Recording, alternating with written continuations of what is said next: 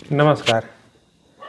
आज आइए फिर एक नए प्रसंग में आप लोगों का स्वागत है। आज हम जिस प्रसंग को उठा रहे हैं वह है महाभारत का। प्रसंग तब का है जब महाभारत के युद्ध के ठीक पहले भगवान श्री कृष्ण एक आखिरी प्रयास करने आए हैं कि युद्ध को टाला जा सके। भगवान श्री कृष्ण पांडवों का दूत बनकर दुर्योधन के दरबार में आए हैं कि ताकि समझौते की एक आखिरी कोशिश की जा सके। लेकिन दुर्योधन तो दुर्योधन है। वह भगवान के प्रस्ताव को मानने की बजाय उल्टे उनको बांधने चलता है। इस पूरे प्रसंग को हिंदी के प्रसिद्ध कवि रामधारी सिंह दिनकर जी ने अपनी एक बहुत ही सुंदर कविता कृष्ण की चेतावनी में बहुत ही सुंदर ढंग से वर्णित किया है। आज हम लोग इस प्रसंग को उसी दिनकर जी की कविता के आधार पर सुनेंगे और उसकी व्याख्या करते हुए चलेंगे। इस पूरी कथा का आनंद लेंगे, इस कवितामयी कथा का आनंद लेंगे। आइए सुनते हैं कृष्ण की चेतावनी। वर्षों तक वन में घूम घूम बाधा विघ्नों को चूम चूम सह धूप घाम पानी पत्थर पांडव आए कुछ और निखर। सौभाग्य न सब दिन सोता है देखें आगे क्या होता है। मैत्री की राह बताने को सबको सुमार्ग पर लाने को दुर्योधन को समझाने को भीषण विध्वंस बचाने को। ये तय था कि अगर युद्ध हुआ तो अति भीषण विध्वंस होगा।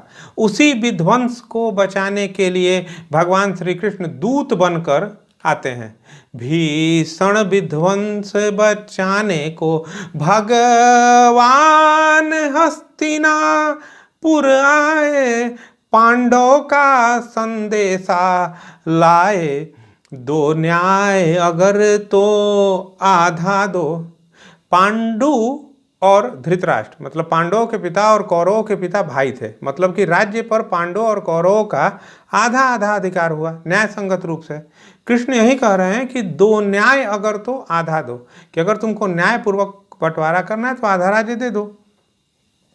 दो न्याय अगर तो आधा दो पर इसमें भी यदि बाधा हो तो दे दो केवल 5 ग्राम।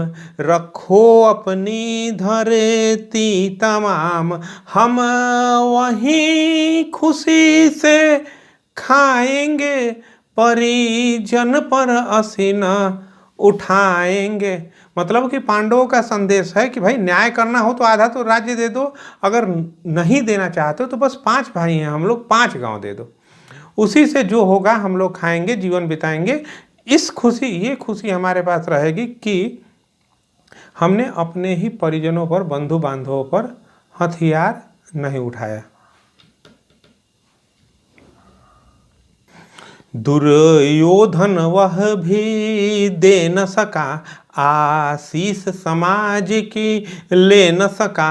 उल्टे हरि को वो बांधने चला जो था साध्य साधने चला। अब बताइए, मूर्ख दुर्योधन स्वयं नारायण को बांधने चल रहा है, इस असाध्य कार्य को साधने चल रहा है। उसे लग रहा है कि कृष्ण कोई मामूली दूत हैं, हम इनको बांध लेंगे।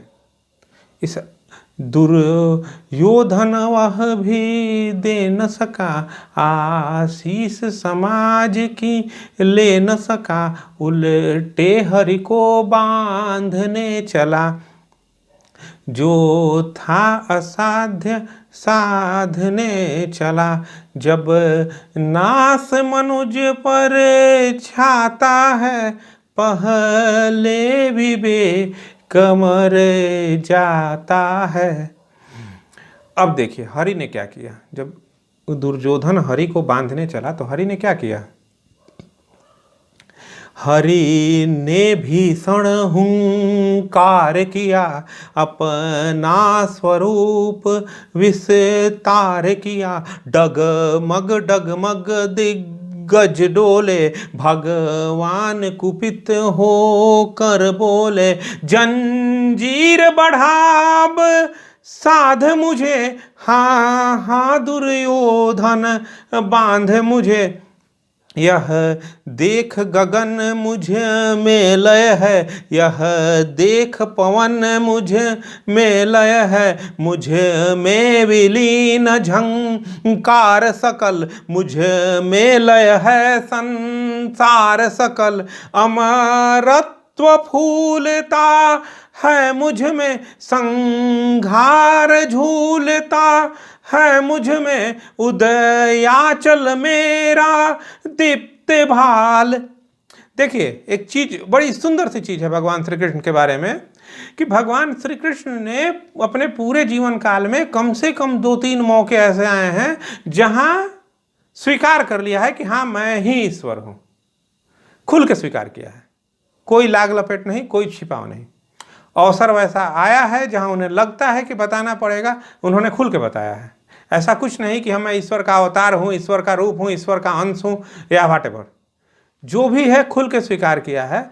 एक कब, जब वो भगवान श्री कृष्ण अर्जुन को गीता का ज्ञान दे रहे हैं, वहां उन्होंने अपना दिखाया है स्वरूप। बचपन में जब बाल कृष्ण ने माँ यशोदा को अपने मुंह में ही समस्त ब्रह्मांड के दर्शन कराए थे, कथा पता होगी आपको, नहीं तो फिर कभी करेंगे उस कथा पर भी बातें। एक यहाँ पे इस जब दुर्योधन की सभा में, हस्तिनापुर की सभा में भगवान श्री कृष्ण स्वयं कहते हैं कि दुर्योधन यह देख, गगन पवन झंकार आवाज जो भी है सब मुझ ही में है। भगवान श्री कृष्ण आगे कहते हैं, उदयाचल मेरा दीप्त भाल, भूमंडल वक्षस थल विशाल।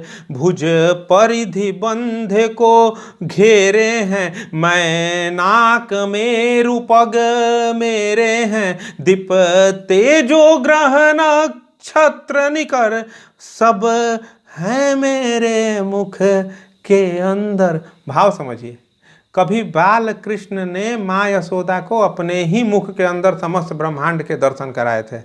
आज दूत कृष्ण दुर्योधन की सभा में उसी बात को स्वीकार कर रहे हैं कि दीप्ते जो ग्रह नक्षत्र निकर, सब हैं मेरे मुख के अंदर।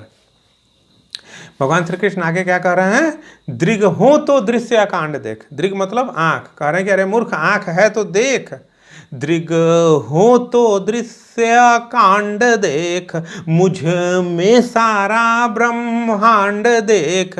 चर अचर जीव जग क्षर अक्षर, नसवर मनुष्य सुर जाति अमर। सत कोटि सूर्य सत कोटि चंद्र, सत कोटि सरित सर सिंधु मंद्र। सत कोटि विष्णु ब्रह्मा महेश, सत कोटि जिष्णु जल पति धनेश। सत कोटि रुद्र सत कोटि काल, सत कोटि दंडधर लोकपाल। जंजीर बढ़ाकर साधे ने, हाँ हाँ दुर्योधन बांधे ने। मतलब भगवान श्री कृष्ण कहते हैं कि अरे ये जो सब है वो सब मैं ही हूँ। ये जितने भी हैं, ब्रह्मा विष्णु महेश जो भी हैं, समस्त ब्रह्मांड जो भी है, सब मेरे ही अंदर है। बढ़ा दुर्योधन तू अपनी जंजीर और देख, बांध ही ने, कर कोशिश। भूलोक अतल पाताल देख, गत और अनागत काल देख। यह देख जगत का आदि सृजन, यह देख महाभारत कारण। भगवान श्री कृष्ण कहते हैं कि देखो, तुम बीता हुआ काल और भूत और भविष्य तुम देखो, मुझ में तुम देख सकते हो। तुम देखो कि महाभारत का रण कैसा होने वाला है, जो समस्त धरती मृतकों से पट जाएगी, और उसमें पहचानो कि तुम खुद कहाँ हो। यह देख जगत का आदि सृजन यह देख महाभारत कारण, मृत कोश पटी हुई है भूये, पहचान कहाँ इस में तू है, अंबर में कुंतल जाल देख, पद के नीचे पाताल देख, मुट्ठी में तीनों काल देख, मेरा स्वरूप विकराल देख, सब जन्म मुझी से पाते हैं, फिर लौट मुझी में आते हैं। भगवान के भाव देखिए, भगवान यहाँ पे स्वीकार कर चुके हैं कि हाँ हम ही भगवान हैं, मुझी से सब जन्म पाते हैं और लौट के मुझी में आते हैं। भगवान आगे कहते हैं, भगवान श्री कृष्ण, कि जिह्वा से कढ़ती ज्वाल सघन, सांसों में पाता जन्म पवन, पड़ जाती मेरी दृष्टि जिधर, हंसने लगती है सृष्टि उधर, मैं जब भी मूंदता हूँ लोचन, छा जाता चारों ओर मरण, बांधन मुझे तो आया है, जंजीर बड़ी क्या लाया है। इस भगवान श्री कृष्ण कहते हैं कि अच्छा चलो तो मुझे बांधने आया है, तो क्या इतनी बड़ी जंजीर लेके आया है कि तुम इस सबको बांध सको।